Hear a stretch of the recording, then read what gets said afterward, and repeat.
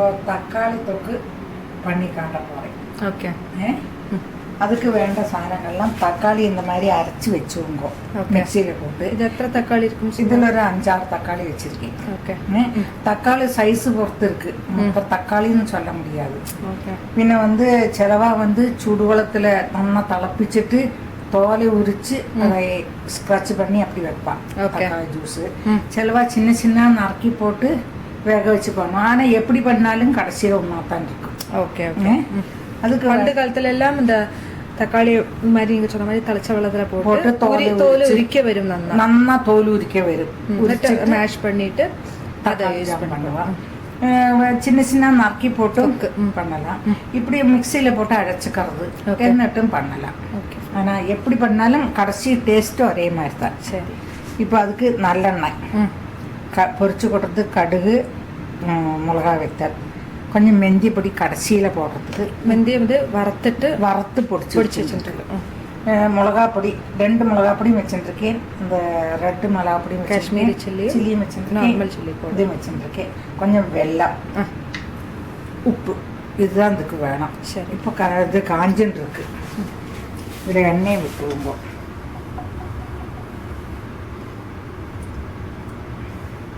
நீங்கள் கொஞ்சம் தாராளமாகவே நீங்கள் எண்ணெய் விடணும். தொக்கு இல்லை தொக்கு. ஆனால் ஆദ്യം கொஞ்சம் കളവെല്ലാം തെറിക്കും. உங்களுக்கு பார்த்து செய்யணும். ஓகே. இந்த கடுகு போடுறேன், அது வெடிக்கட்டும்.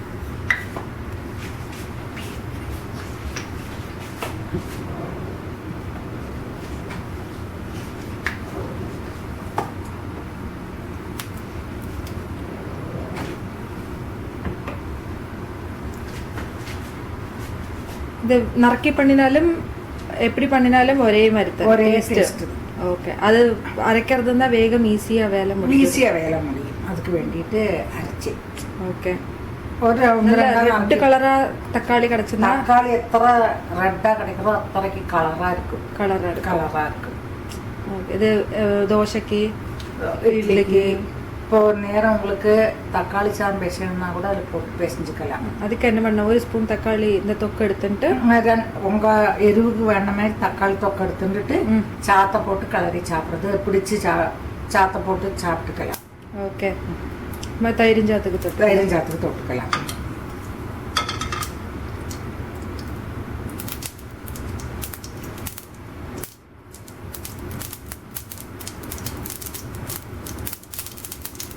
கடுகு வெடிச்சாச்சு. அதில் வந்து மிளகாயை கிள்ளி போடுறேன். பெருங்காயம் கொஞ்சம் போடுறேன். ஒரு டீஸ்பூன் பெருங்காயம் போட்டுங்க. உங்களுக்கு இந்த அரைச்சி வச்சுருக்கோமே அதை இதில் விட்டு விடுறது. பார்த்து மேலே கேக்கி விட்டுருவோம்.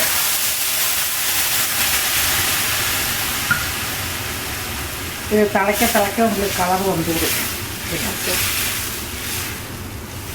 இனிமேல் இது இப்படி குறுகின்னு இருக்கணும். இலக்கிண்டே இருக்கணுமா? வேண்டாம். வந்து அதுக்கு 1 டீஸ்பூன் நன்னா அந்த ஸ்பூனால் 1 ஸ்பூன் காஷ்மீரி சில்லி போடுறேன். இதுக்கு அந்த இதுக்கு அது போயிடும். இது 2 ஸ்பூன் போடுறேன். நீ காரம் கொஞ்சம் வேணும்னுள்ளவா கொஞ்சம் ஜாஸ்தி மிளகா அப்படியே போட்டுவிடுங்க.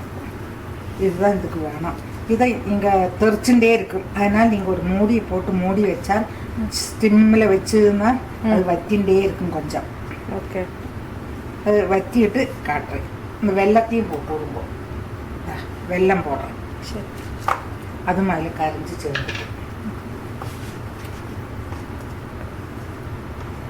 இது தளச்சி வரட்டும். கலராக உங்களுக்கு வரும். ஓகே. மூடி வச்சு விடுவோம். ഉപ്പ് പിന്നെയോ? ഉപ്പും പോട്ടു. മഞ്ഞപ്പൊടി വേണമെന്നില്ലേ? മഞ്ഞപ്പൊടി വേണം. 2 ஸ்பூன் உப்பு.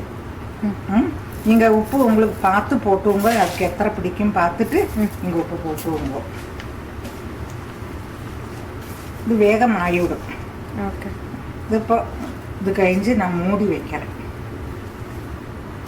கொஞ்சம் வத்தட்டும். இது அப்போ பாதி தான் வத்தி இருக்கு. ஆனாலும் காட்டுறேன் இப்படி இருக்கும். ஓகே. இனியும் வைக்கணும். இந்த வெள்ளம் எல்லாம் வற்றிட்டு கட்டி ஆகணும். இது ஒரு 10 மினிட்ஸ் 10-15 மினிட்ஸ் ஆயிருக்கும். நீங்கள் ரொம்ப நைஸாக அரைக்காக்கி இருந்தால் தான் இப்படி ஆகும். ரொம்ப நைஸாக அரைச்சதுன்னா ரொம்ப இதாகிடும். ஆனால் இப்போ இந்த மாதிரி குறான்னு அரைச்சி வைப்போம். ஓகே, சிம்மில் வச்சு மூடி மூடி இது அப்படி வத்தியாச்சு. இந்த எண்ணெயெல்லாம் வெளியில் வந்தாச்சு. பார்த்தீங்களா, இந்த மாதிரி இருக்கணும். இந்த எண்ணெயெல்லாம் முடியணும். இப்போ நீங்கள் கொஞ்சோண்டு நெஞ்சி போடுங்க. எத்தனை பவுடர்? அப்புறம் ரொம்ப கம்மியாக தான் போடணும். ஓகே, வந்து அது ஒரு வாசனை டேஸ்ட்டு.